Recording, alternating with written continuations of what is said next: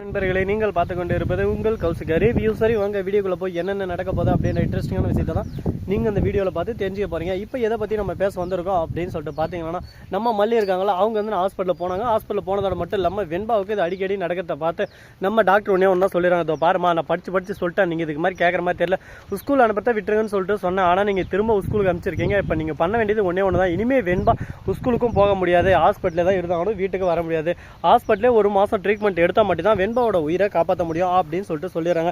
என்ன டாக்டர் சொல்கிறீங்க, நீங்கள் சொல்கிறதெல்லாம் உண்மையா அப்படின்னு சொல்லிட்டு கேட்கும்போது, ஆமாம் நான் சொல்கிறது எல்லாமே உண்மைதாம்மா, உன் பொண்ணோட நல்லத்துக்கு தானே சொல்ல போகிறேன், நான் எதுக்கு நான் தீங்குக்காக சொல்ல போகிறேன், நான் ஒரு டாக்டராக என் பக்கம் என்ன இருக்கோ அதை தான் சொல்ல முடியும். உன் பொண்ணோட உடம்புல ஏற்றிக்கிற இன்ஜெக்ஷன் வந்து சாதா இன்ஜெக்ஷன் இல்லை, அது ஸ்லோ பாய்சன், உன் பொண்ணோட உடம்பவே அவ்வளோதான் மொத்தமாக அது தின்றும், அதுக்கப்புறம் உன் பொண்ணு பொழைக்கிறதுக்கே சான்ஸே இருக்காது. அதனால் முடிஞ்ச வரைக்கும் நீ எந்த அளவுக்கு நீங்கள் ஹாஸ்பிட்டலில் வச்சு உங்கள் பொண்ணு நீங்கள் இப்போ சந்தோஷமாக இருக்கணும்னு சொல்லிட்டு நீங்கள் நினைக்கிறீங்க, ஆனால் வாழ்நாள் பூரா சந்தோஷமாக உங்கள் கூட இருக்கணும்னா அதுக்கு ஃபஸ்ட்டு ட்ரீட்மெண்ட் எடுக்கணும் அப்படின்னு சொல்லிட்டு சொல்கிறாரு.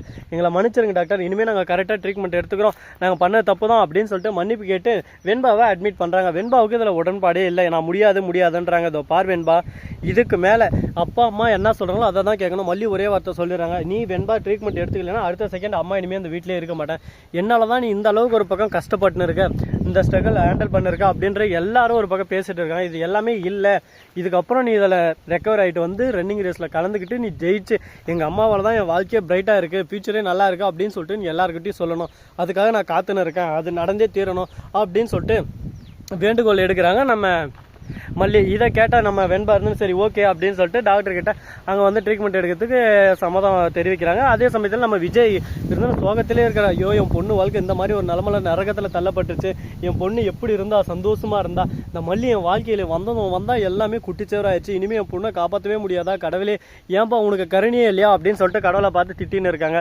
ஏன்டா பண்ணுறதெல்லாம் பண்ணுறவையா, இப்போ வந்து கடவுளுக்கு கருணை இல்லையா, உனக்கு கருணை இல்லையா, எனக்கு கருணை இல்லையான்னு கேட்டால் இது என்ன லாஜிக்காக இருக்குது, நீங்களே சொல்லுங்கள் பார்க்கலாம்.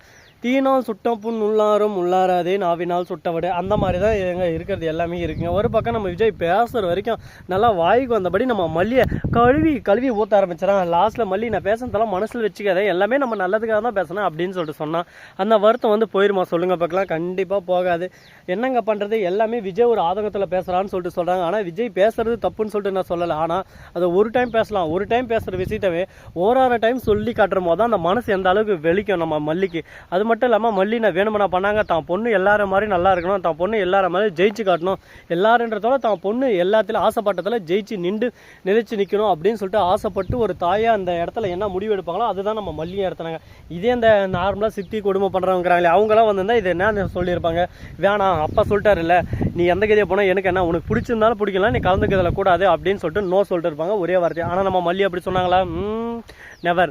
மல்லி அந்த மாதிரி வார்த்தை ஒரு டைம் கூட நம்ம வெண்பா கிட்ட சொன்னதில்லை. மல்லியோட எப்பவுமே எல்லாமே நினைவே இருக்கா அப்படின்னு சொல்லிட்டு பார்த்தீங்கன்னா, நீ வெண்பா எல்லாத்துலேயும் கடந்துக்கோ, எல்லாத்துலையும் நீ ஜெயிச்சு காட்டு, வாழ்க்கையில் நம்ம ஜெயிக்கணும் வெண்பா, ஜெயிக்காமல் இருக்கக்கூடாது. இந்த உலகமே ஒரு பக்கம் நம்மளை தாழ்த்தி ஓரமாக தள்ள பார்க்கும், அந்த சமயத்தில் நம்ம படிப்பு, நம்மளோட அறிவு, நம்மளோட ஸ்போர்ட்ஸ், இது எல்லாமே சேர்ந்து தான் நம்மளை காப்பாற்றும். அதனால் எந்த ஒரு விஷயத்துலையும் நீ வீக்காக இருக்குன்னு சொல்லிட்டு யாருக்கும் நிரூபிக்கக்கூடாது, உன்னோட விஷயத்தில் நீ கரெக்டாக இருக்கணும் அப்படின்னு சொல்லிட்டு சொல்கிறேன். அதை எல்லாமே ஞாபகம் வருது நம்ம வெண்பாவுக்கு. இதை பாருங்கப்பா, இனிமேல் மல்லியம்மா திட்டினே இருந்தீங்கன்னா நான் ட்ரீட்மெண்ட்டே எடுத்துக்க மாட்டேன், இப்படியே நான் போனாலும் போயிடுவேன், என் மல்லியம்மா என் கூட எப்பவுமே இருக்கணும், அது மட்டும் இல்லாமல் நானே இல்லாமல் போனாலும் என்ன பேசுகிற வெண்பா அப்படின்னு சொல்லிட்டு தவட மேலே அடிக்க போகிறாங்க. உடனே வெண்பா இருந்து அப்பா நான் சொல்கிறத ஃபஸ்ட்டு கேளுங்க, நானே இல்லாமல் போனாலும் மல்லியம்மா பேச்சை நீங்கள் கேட்கணும், மல்லியம்மா கூட தான் இருக்கணும் அப்படின்னு சொல்லிட்டு உறுதிமொழி எடுத்துடுறாங்க.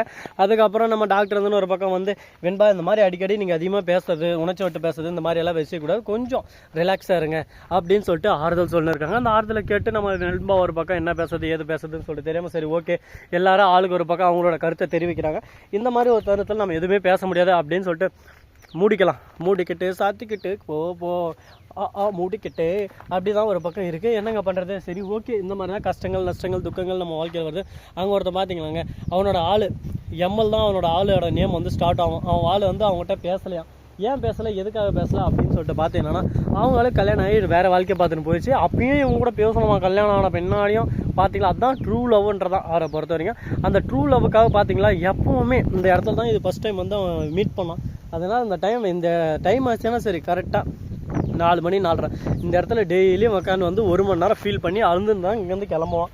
அவங்க என் வாழ்க்கையை விட்டு போனாலும் அவங்க வாழ்க்கைக்குள்ளே நான் இருப்பேன், என் பாசம் எப்போவுமே இருக்கும், ஆனால் நான் அவங்களை தொல்லை பண்ண மாட்டேன், என் பாசம் மட்டும் கடைசி வரையும் இருக்கும், கடைசி மூச்சு இருக்கிற வரையும் இருக்குன்னு சொல்லிட்டு அவங்க பார்த்தீங்களா ஃபோட்டோவை ஃபோனில் வச்சுன்னு எந்த அளவுக்கு ஃபீல் பண்ணி அந்த ஃபோட்டோவை பார்த்துனுக்கிறான் பார்த்தீங்கன்னா, கண்ணெல்லாம் கலங்குதான் அவனுக்கு ஒரு பக்கம். அந்த அளவுக்கு ஃபீல் பண்ணி லவ் பண்ணிட்டு இருக்கான். அந்த மாதிரி ஒரு பையனை மிஸ் பண்ண அந்த பொண்ணு நல்லா தான் இருப்பாள். ஏன்னா இவனை மிஸ் பண்ணது இன்னும் சந்தோஷம் தான். ஏன்னா அவள் இருந்திருந்தாலும் இதே இடத்துல தான் குடிச்சு அவர் குடிச்சு போட்டவங்க தான் அவன் ஒரு பக்கம் ஃபீல் பண்ண வந்தோம்ப்பா. இப்போ குடிக்காமல் ஃபீல் பண்ணுறான், கல்யாணம் பண்ணி தான் குடிச்சிட்டு ஃபீல் பண்ணிப்பான். அவ்வளோதான் மேட்ரு. இதெல்லாம் நீங்கள் பெருசாக எடுத்துக்காதீங்க சரிங்களா. இவனை மாதிரி யாரானா அடிக்ட் ஆகிட்டு லவ்னு சுற்றுறவங்க எல்லாருமே லவ்வே நமக்கு வேணாம், நம்ம வாழ்க்கையில் ஜெயிக்கணும்னா அதுக்கு ஃபஸ்ட்டு என்ன வேணும்? நட்புன்ற பாலம் தான் போதும், ஜெயிச்சிடலாம் அப்படின்னு சொல்லிட்டு சொல்லலாம். என்ன மாதிரி ஒரு உருப்படியான நண்பனை கூட வச்சுன்னு இருக்கும்போது அவனை எப்படி நான் விட்டுருவோம் சொல்லுங்கள் பார்க்கலாம். அவனை இன்றைக்கி சென்னைக்கு இழுத்துன்னு போகிறான், வாழ்க்கையில் உருப்பட வைக்க போகிறேன் அப்படின்னு சொல்லிட்டு நான் சவால் எடுத்திருக்கேன். இதெல்லாம் நான் ஜெயிக்க மாட்டேனான். என்னென்ன நடக்க போகுது எது நடக்க போகுதுன்னு சொல்லிட்டு தெரியாது. பார்ப்போம் என்னென்ன நடக்க போகுது எது நடக்க போகுதுன்னு சொல்லிட்டு. எல்லாமே ஒரு பக்கம் நல்லபடியாக நடந்துட்டா சுவாரஸ்யன்றதே வாழ்க்கையில் இல்லாமல் போயிடல. அதனால் கொஞ்சம் கஷ்டப்பட்டு நஷ்டப்பட்டு துக்கப்பட்டு துயரப்பட்டு அடிப்பட்டு செருப்பட்டி வாங்க தொடப்பட்டு அடிவாங்க எல்லாமே வாங்கினதுக்கப்புறம் தான் என் கூட வந்து சேருவேன்னு சொல்லிட்டு அடம் பிடிச்சுன்னு உக்காந்துருக்கான். என்றைக்கு வாங்க போகிறான் எப்படி வாங்க போகிறான்னு சொல்லிட்டு பொறுத்து இருந்து பார்க்கலாம் ஒன் பை ஒன்னாக. இந்த வீடியோ உங்களுக்கு பிடிச்சிருந்தா லைக் பண்ணுங்கள், கமெண்ட் பண்ணுங்கள், ஷேர் பண்ணுங்கள், டிண்டிங் பெல்லை தட்டி விட்டு போங்க. அப்போ தான் நாம போகிற அடுத்தடுத்த வீடியோ உங்களுக்கு உடனுக்குடன் நோட்டிஃபிகேஷனில் வந்து கொண்டே இருக்கும். மிக்க நன்றி. தேங்க்ஸ் ஃபார் வாட்சிங். Tata, see you. நன்றி, வணக்கம், வந்தனம், வருக தருக.